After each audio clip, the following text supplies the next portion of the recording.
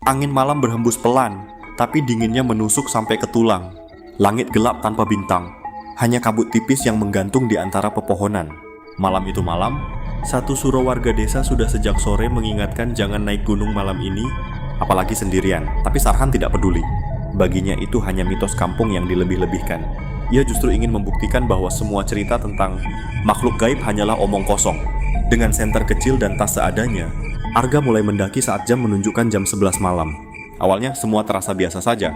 Suara jangkrik, dedaunan bergesek, dan langkah kakinya sendiri yang memecah keheningan. Tapi semakin tinggi ia naik, suasana mulai berubah. Hutan tiba-tiba terasa terlalu sepi. Tidak ada suara binatang, tidak ada angin, seolah-olah dunia berhenti bernafas. Sarhan, berhenti sejenak. Perasaan tadi ada seseorang memanggilku. Atau perasaanku saja ya. Gumamnya Sarhan langsung melanjutkan perjalanannya.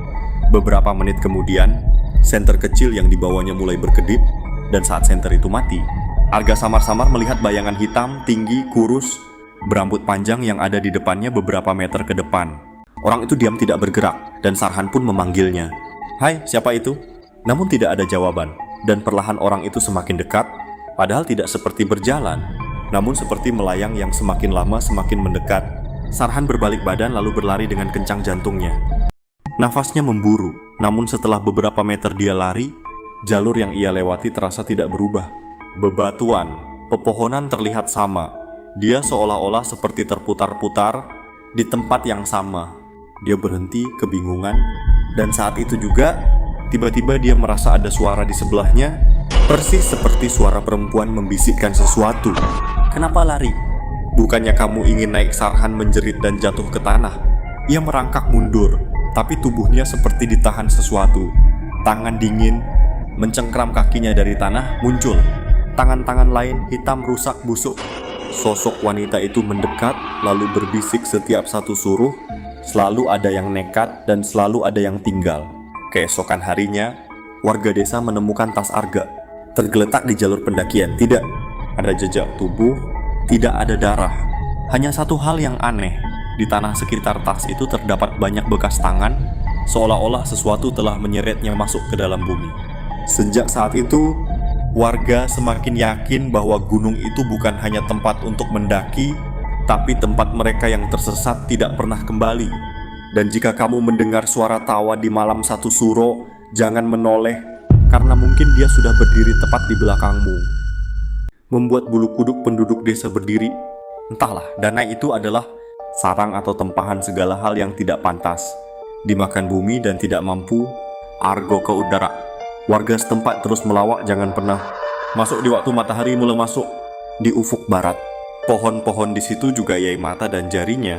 Tetapi bagi Rian, mahasiswa jurusan sejarah pun, itu hanyalah mitos belaka. Dia sendiri datang dengan dua kawan akrabnya, KKA dan Putri, untuk menyelidiki candi tertua yang konon disembunyikan di dalam Labu-Laban. Katanya dulu hutan ini difungsikan sebagai peribadahan di Before Islam mencapai desa-desa, jelasnya, sambil menebang rimbun naas. Cranes, ini hutan setan. Yang silam pun tidak pernah esquecido. Coba ketawa kecil, membereskan air mata raut takutnya. Tapi ya, skies-nya kelam banget.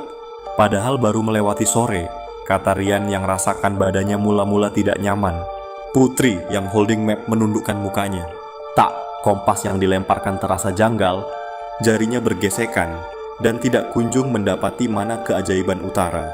Para pengunjung terus melangkah lebih dalam. Hawa udara mencair dan berbau bauksit basah dan tembaga. Suara serangga atau kicauan burung sama sekali tidak heard. Serasa tuli deh yang memekak telinga. Sejenak dari dasar tanah, samar-samar terdengar kicauan serak, tapi tidak teratur dan tidak bisa diterjemahkan.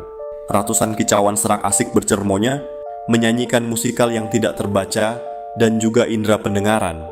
"Angin pun aja," kata kakak dengan senyum kecil tapi berkerut. Tiba-tiba dari tepian samar-samar suaranya. Suara huruf yang pelan, tidak merata, juga tidak bergeming dalam bahasa apapun. Dalam padat tersebut, ribuan kicauan serak asik bergumam dalam satu waktu, menyanyikan degar dendeng yang tidak dimengertinya. "Takjub dan geram," kata Dika dengan senyum kecil namun bergelora. Tiba-tiba, satu dari berbagai batang pohon yangen mereka lalui diangkut, tidak pelan-pelan tapi bergeletar di telapak kaki-kakinya. Kaki yang adem, dahsyat, dan keras seolah-olah merayu untuk terus melangkah maju. Para pengunjung pun tidak menyerah dan sungguh-sungguh mencari-cari yang suara-suara di tepian. Dengan ser-ser-seri tapi tetap gigih, rombongan ini terus melangkah maju. Bukan tertiup angin, tapi benar-benar bergerak seperti ular, merayap melilit kaki mereka. Mereka berlari sekuat tenaga, tapi hutan seolah mempermainkan mereka. Pohon-pohon bergeser, mengubah arah jalan. Yang tadinya jalan lurus tiba-tiba menjadi tembok pepohonan yang rapat. Mereka akhirnya berhenti di sebuah tempat terbuka. Di sana berdiri sebuah bangunan, batu tua yang tertutup lumut. Itu adalah candi yang mereka cari, tapi ada yang salah. Candi itu terlihat basah, meneteskan cairan kental berwarna hitam, dan di sekelilingnya bukan batu, tapi tumpukan tulang belulang yang disusun rapi menjadi pagar. Rian mendekatkan senter ke prasasti. Tulisan itu bukan huruf kuno, melainkan huruf Latin yang baru saja diukir. Selamat datang di rumah baru kalian. Kami sudah menunggu jenazah. Baru Rian terbelalak. Benda yang mereka pikir sebagai batu bata penyusun candi itu sebenarnya tanah yang dipadatkan bersama tubuh manusia yang sudah membatu.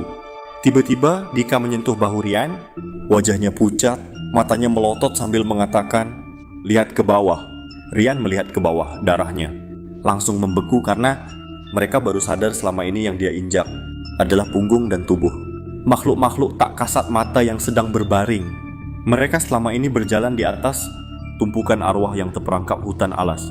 Roban bukan tempat orang tersesat. Alas Roban adalah perut bumi yang sedang lapar, dan mereka bertiga hanyalah makanan penutup yang datang dengan sendirinya.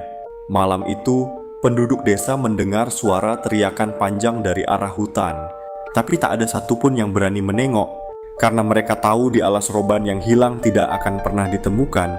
Mereka hanya akan menjadi bagian dari hutan itu sendiri.